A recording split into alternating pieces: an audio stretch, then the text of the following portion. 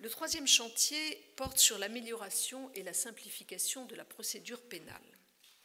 Le Code de procédure pénale définit la procédure à la fois comme technique d'enquête et garantie des droits de tous, victimes, témoins, suspects, auteurs et enquêteurs. Ce point est fondamental et mérite d'être rappelé. Mais il faut souligner avec tout autant de force qu'une procédure employée à bon escient, maîtrisée, peut être l'outil d'une justice efficace et juste.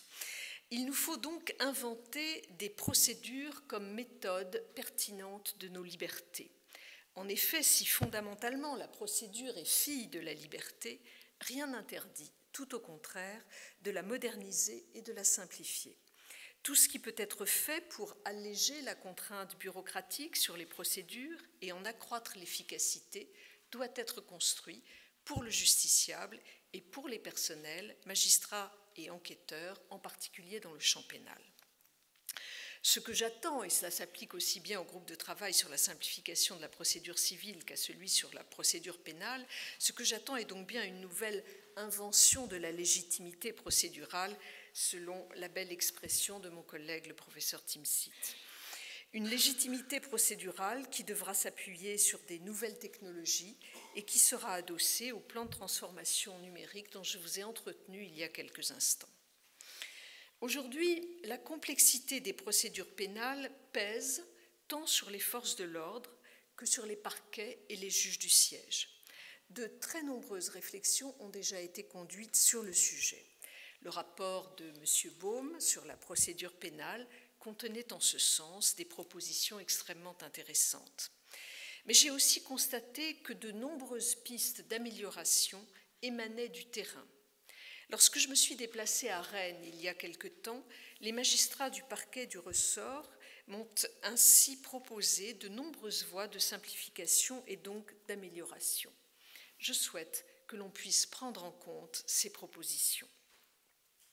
Cet objectif d'amélioration et de simplification de la procédure pénale, je le partage avec mon collègue Gérard Collomb, ministre de l'Intérieur.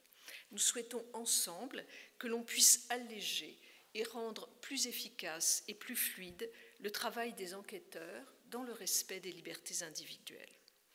Le directeur des affaires criminelles et des grâces m'a en ce sens proposé des pistes de simplification intéressantes telles que la forfaitisation de certains petits délits, notamment en matière de stupéfiants, la création d'un cadre adapté pour permettre le développement des plateformes de plainte en ligne qui seraient mises en place par la police nationale et la gendarmerie, la simplification de l'habilitation des officiers de police judiciaire.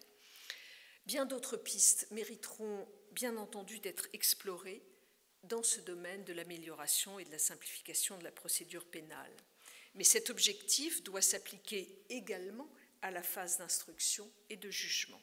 Là encore, je souhaite que l'on puisse examiner toutes les pistes, telles que par exemple la mise en place d'une audience de mise en état consacrée aux incidents de procédure ou l'élargissement de la procédure du plaidé coupable à d'autres contentieux.